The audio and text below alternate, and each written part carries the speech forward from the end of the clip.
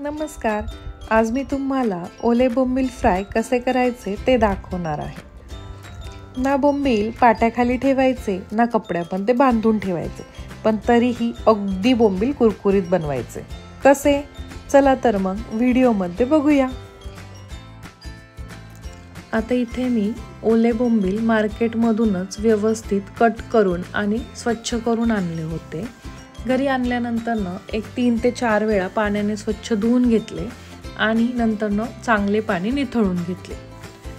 आता या बोंबिलांना आपण कोकम आगळ लावून घेणार आहोत. साधारण 3 ते 4 चमचे इथे कोकम आगळ मी घेतले आहे आणि बोंबलांना दोन्हीही साईडने व्यवस्थित मी कोकम आगळ लावून घेणार आहे. आता जर तुमच्याकडे कोकम आगळ नसेल तर तुम्ही आमसूल 10 ते 15 मिनिटं पाण्यामध्ये भिजत ठेवा आणि नंतर ते पाणी जरी आपण बोंबलांना लावून घेतले तरी सुद्धा चालते. आता दोन्ही बाजूंनी व्यवस्थित कोकम आगळ लावून झाले की 10 मिनिट मी हे साईडला असेच ठेवून देणार आहे.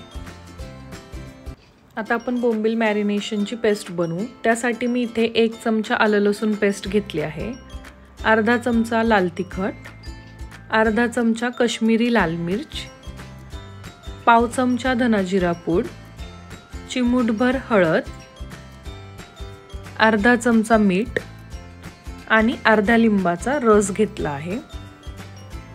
आता हे आपण चांगले मिक्स करून घेऊ. त्यानंतर कन्सिस्टन्सी मॅच करण्यासाठी 3 ते 4 चमचे आपण थोडे पाणी घालून हे मिक्स करून घेणार आहोत. आता ही आपली पेस्ट रेडी आहे.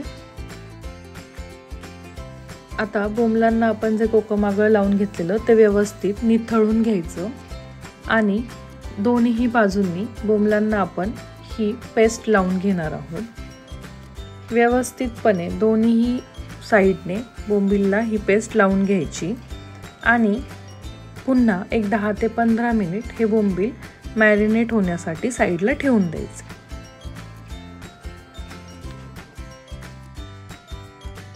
आता आपले बोंबील मॅरिनेट होईपर्यंत आपण कोटिंगची तयारी करू.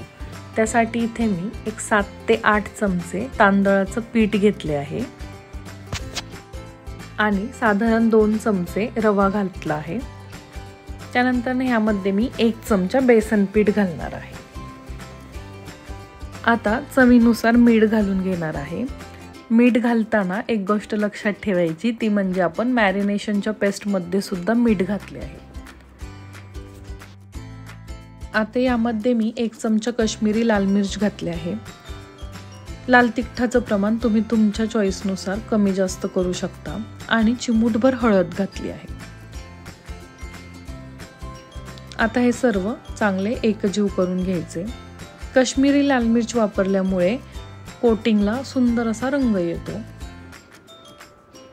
आता आपण जे बोंबील मॅरिनेट करायला ठेवले होते ते घ्यायचे आणि बोंबलाला दोन्ही बाजूंनी हे तांदळाचं पीठ व्यवस्थित लावून घ्यायचं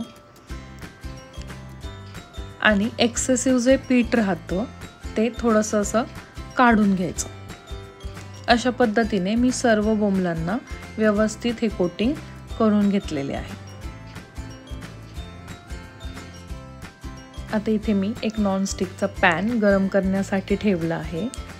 तुम्ही कोणताही तवा जो तुम्ही रेग्युलर वापरता तो सुद्धा घेऊ शकता आणि त्यामध्ये तेल टाकून घेतले आहे.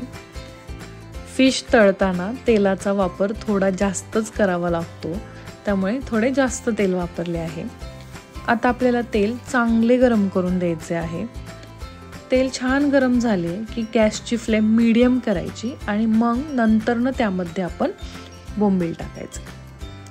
आता इथे मी जितके पॅनमध्ये बसतील तेवढेच बोंबील व्यवस्थित फ्राय करण्यासाठी ठेवणार आहे.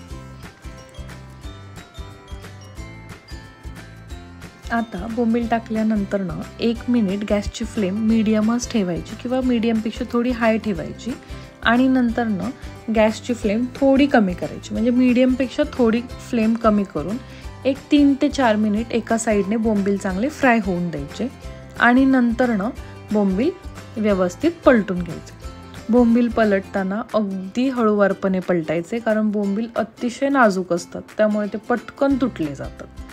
आता जेव्हा तुम्ही बोंबील पलटता त्यावेळेस सुद्धा गॅस थोडा मोठा करून घ्यायचा आणि नंतरनं बोंबील पलटायचे. बोंबील पलटी केल्यानंतर सुद्धा गॅसची फ्लेम साधारण अर्धा ते 1 मिनिट 30 ठेवायची. बोंबील व्यवस्थित सेटल होऊन द्यायचे आणि नंतरनं गॅसची फ्लेम लो करून आपण परत एक 3 ते 4 मिनिट साधारण एक दुसऱ्या बाजूने सुद्धा बोंबील फ्राय करून घ्यायचे. अशा पद्धतीने जर तुम्ही व्यवस्थित बोंबील फ्राय केले तर तुमचे बोंबील 100% कुरकुरीत होतील.